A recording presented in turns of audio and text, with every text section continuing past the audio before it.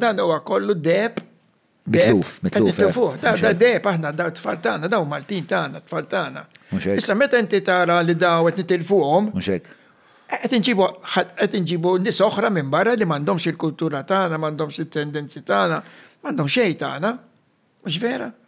Indik li tweġġani u jgħidu li razzismu xejn, ma naħseb jiena f'din biċċa żgur li idealist, u nħossni għalmenu bniedem nazzjonali, jina bej Malti u barranni Malti rrit.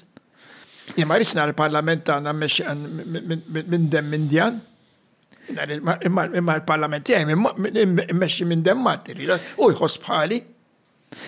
Jena naħseb li hemm vantaġġ li fis-sistema fuq qatt ta' bnadi, qatt ta' dimensjonijiet li fis-sistema jidħol dem barrani, jiġifieri. Minn dejjem konna. Eżatt, ġi Malta naħseb sawret dak il-mod. Mhux dal-ammont, ma dejjem konna. Eżatt, naħseb li tisir b'mod iktar ikkontrollat jew li mhux għax qed nitilfu mela ejja din l-industrija kollha nimlew b'nies li kienu Maltin u tellu. Bħalissa tinħoss li mhijiex qed issir baqal, pereżempju kif issir il-Kanada jew kif issir l-Awstralja.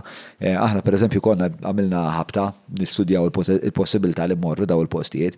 Biex mhux ħaqdu jdaħlu kif ġipu laħaq. Inti turi li għandek ċertu kapaċitajiet biex tidħol ċertu kwalifiċi biex tidħol u inti għalfejn ġej hawnhekk. Mhux beħsibek tagħmel. Trid tikkontribwixxi. Trid tikkontribwixxi. Issa din hija vera konverzazzjoni diffiċli għalfejn. Jiena naħseb li anke kulturalment meta jkollok influss ta' nies minn partijiet oħra tad-dinja. Kulturi oħra differenti, naħseb li tista' tissarraf xi ħaġa tajba. Naħseb li il-problemi verament jibdew meta ma naqblux fuq naħseb tmur lura l-moralità, ġifieri, ma naqblux fuq kultura ċentrali li kollha isma' daw is-sisin kulturali, daw li naqblu fuqhom.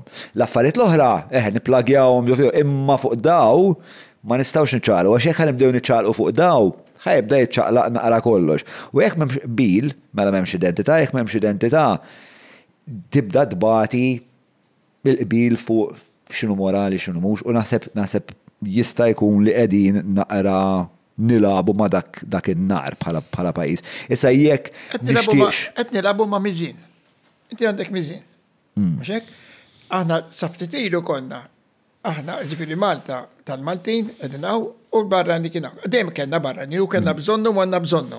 Biex noqgħodux niġibuha bi kbir, ma għandniex kollox aħna. Firri l-espertiż barrani għandu bżonnu. Ma konna hekk. Issa l-problema x'inhi? Il-problema parti li l-birth rate tagħna ġiet zero, anzi qegħdin minus. Għalax naqsu. Għamilhom f'20 sena, għamilhom 30 sena. Ara kemm naqsu trabi, kemm naqsu nies Maltin. Daw kellna aħna bil-fors nġibuhom dan ammont ta' nies kellna bżonnhom biex naħdmu, ma ġibnihom minn barra. Daw li qegħdin isifru, jitilqu. Dak qed ikomplu l-iżbilanċ x'inhu? Ġejn hekk issa. Qabel konna hekk, ġifieri Maltin u barranin. Issa ġejn hekk. Jew għalmenu din hekk, jien ngħidlek din hekk biex ma niseġġerax. Ma x'joqosna biex niġu hekk. Inna hemm jiddispjaċini nara. Tista' forsi tartikola x'inkwitak fuq preċiżament. Il-bilanċ. Il-bilanċ. Bilanċ, daqshekk sempliċi. Jiena jinkwetani. Il-bilanċ ta' poter imma ġifieri. Mhux poter, il-bilanċ anke tal-kompożizzjoni tal-popolazzjoni tagħna. Bejja ngħidu li niġu f'sitwazzjoni fejn għandek 40% tal-pajjiż huma Maltin u 60% huma barranin. Iddejjaqni. Dik iddejjek. Issa, ovvjament qed inżommu f'moħħna f'din l-ipotezija li daw 60% hemm minnhom Pollakki Taljani, hemm is-Serbi, hemm l-Indjani, hemm il-Bangladesh, hemm il-Nepal, hemm il-Pakistan. Huma varjati ħafna. Għandek dal-kulturi kollha. Sewwa. Kontra l-kulturi tal-pajjiż. Għalfejn tgħid kontra ma. Ma jaqblux, huma kulturi tagħhom kontra kulturi Maltin, kontra tifhimni x'kont. Eżatt, imma il-perċezzjoni tiegħek hija li la darba għandek daw il-kulturi differenti qegħdin f'kunflitt dan il-kulturi għad-dominanza. Il-kulturi tagħna se nħolqu. Se jmorru l-kulturi tagħna, u mbagħad meta nibdew nitħaltu ktar u ktar. Xek, ġifieri sempliċi ħafna dina, fejn sejrin, jiena li inkwetani huwa l-bilanċ. Imma iktar ma li inkwetani mhux il-bilanċ qed li għedtek li nibdew minna x'inkella ninterpretawna ħażin. Jagħmlu jridu wara kollox, imma il-biċċa xogħol hija li ċertu x'inhuma jobs, għanna biex tiġi kalmazza, ċerti jobs, għanna bżonnom għaw Malta, fil-ċerti baren għanna bżonnom zgur. Ġifi memx dubi li għanna bżon ċertu ammont, li għanna l-idea għanna il-bilanċ, disbilanċ. Dak li dejjani. Imma l-problema li jwaġġani li jiluma likta ma senħallu da disbilanċ jikber, tifem? Iktar se jkun diffiċi biex nirranġawħ. U badda, sekbat ħarbet, nżir mal-ħarab. U forsi jessat nifem, bħalissa namel kif connect the dots, et niftakar speċa inti fil-bidu ta' din it-taħdida meta kont qed tgħidli x'mument emozjonali u ta' importanza storika anka personali għalik kien il-mument li aħna sirna nazzjon. U inti qed tħoss li issa dak li aħna sirna u dak li... Il-nazjonalizmu, l-mħabba għal-pajis u għal-bandira tagħna madux daqshekk, dik inkwetani jiena. U qed inkweta dak li intom tant iġġilittu għalih. Qed jisfuma. Qed jisfuma u dik tweġġak. Ħafna. X'inha l-ewwel Malti. Understandable. Il-mistoqsija naħseb taf x'inhi. Il-Malti x'inhu? Min hu il-Malti? Il-Malti huwa il-persuna li twilet minn omu missier li dejjem għaw, jew il-Malti huwa bniedem li jħobb il-Malta, bniedem li miegħu jaqsam il-valuri, bniedem li għandu x-xewqa li jara il-pajjiż jimxi l-qudiem. ħanamellek emenda, mhux emenda, nemes ħsieb żgħir. Pereżempju jien niftakar meta konti żgħar kont toħobb il-futbol, u konna nara t-tim tal-futbol Olandiż li daw l-istilel tagħhom kienu Gullit, Frank Rijkaard, kienu mbagħad iktar tard Seedorf u Davids li daw kienu ovvjament bla kellhom għajnejhom blu kienu suwed. Issa għalija daw kienu Olandiżi. Imma forsi kien hemm żmien fl-istorja tal-Olanda fej il-ġenituri tagħhom, in-nies ma kienux jarawhom Olandiżi. X'għamilhom biż-żmien Olandiżi? It-twelid fil-pajjiż. It-twelid, allura dak ir-raġunament, allura qed ngħidu dak ir-raġunament. Allura qed ngħidu jekk ikun hawn kopja mill-Bangladesh u tagħmel baby hawn Malta. Malti dak. Ma dak Malti u inti f'dak il-punt. Dak l-outcome għalik tajjeb. Imma demmu dejjem jibqa' Bangladesh. U jekk tinqara xi ħaġa u Malta, mhux se jkun Malti żomma, jeżew ma' Bangladesh għax id-dik tiegħu hija minn Bangladesh, missiruhom minn Bangladesh. Ġint qed tibża li ħaniġu f'sitwazzjoni ta' ghettos kif kien pereżempju New York qabel meta kellek l-Italjani ġildu mal-lut. Laqa se rid ngħidlek Ivan, fimni I can't predict the future. Right. Din nista' ngħidlek huwa sempliċi ħafna. Ma nixtieqx li jkun dak il-futur. L-infutur, fej qed nikkompetu għal-poter bejn il-dmija.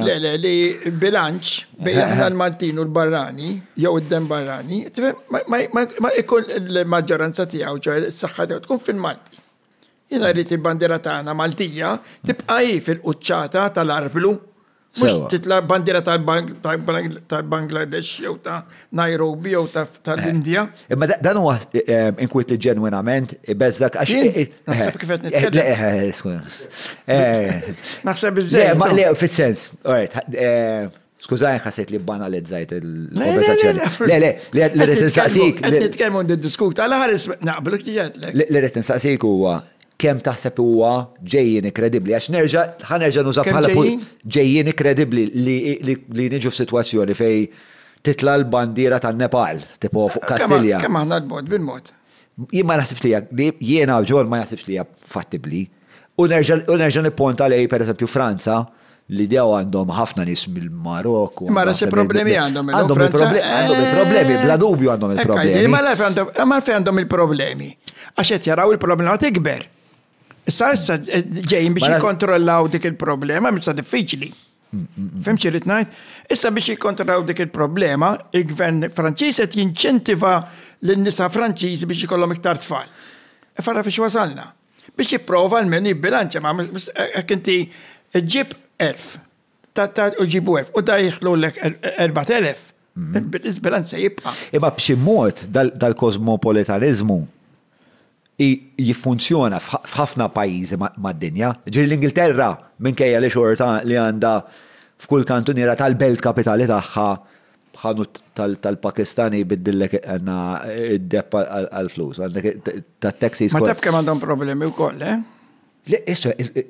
il-kosmopolitanizmu dejjem ġifi problemi, sawa, għax u naħseb jiġi minn biex imor lura taħdita tal-konservativizmu li ma naqblux fuq moralità, għax kull kultura jitnissel minna setta morali differenti.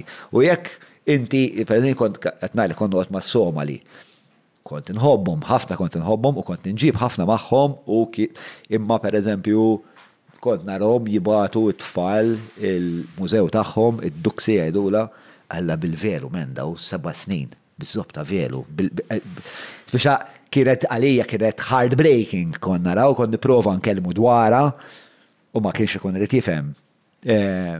Iġifieri, il-kosmopolitanizmu minħabba daw il-divergenzi x'inhu tajjeb u x'inhu ħażin, dejjem ħajġibulek il-problemi u tu tikber tribe mentality. Ġiri, dak huwa ġenwinament periklu.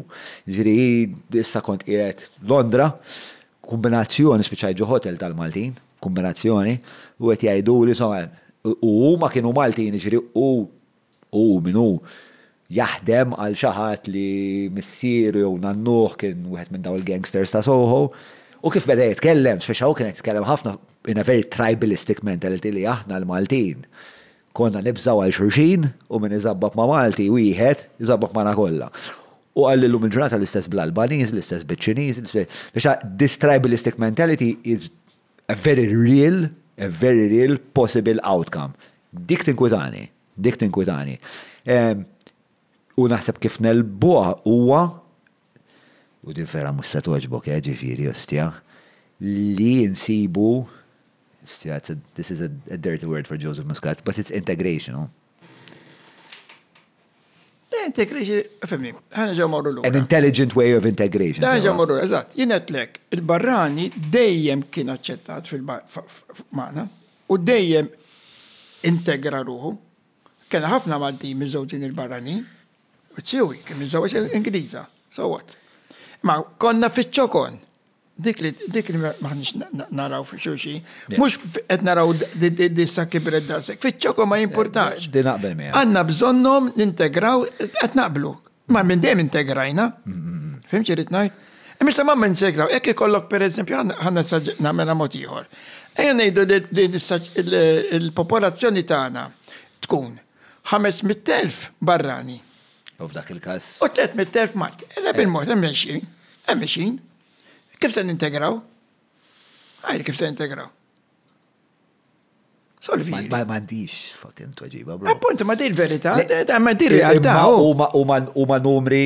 Le, di realtà miexin, aħna qabel ma konniex dal-izbilanċ li għaw illu, miexin. Ma għanix il-bot. U l-problema jaffermi kbar, jaffermi iktar sofistikata, għax meta tnajdu l-barranin. Il-barranin mu miex għalla grupp monolitiku. Appunto. U ma multikulturali bejniet. Mux għet nitke illum, għanna taħħasu 20 sena oħra ta' u dal-izbilanċ fl-axar 10 snin ġi, l-axar 12 sena 13, ma ġiex il-biraħ għallum. Mela ma tibqaw propagated għal 20-30 sena oħra. U għajdi sin situazzjoni. Jek nibqaw sejri għembil kelma jek. Jek nibqaw sejrin f'din id-direzzjoni. Jow jekk irridu għax jista' jkun għaw minn irrida. Jiena Joseph Muscat. U ma nideqx ngħid mal-poplu jien ma rridix. Ma nixtieqx. Jien nixtieq li aħna nkunu il-Malti ikun sovran ġo pajizu u l-maġġoranza miegħu u l-integrita, ma ġara xejn li jkollna l-barrani u għandna bżonnu l-barrani. Aħna maħniex kollox maħniex id-dinja, maħniex l-intelligenza, għandna bżonn ċerti trades u kollox.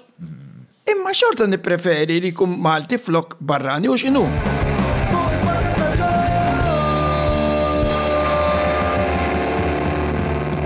Mela tlaqna.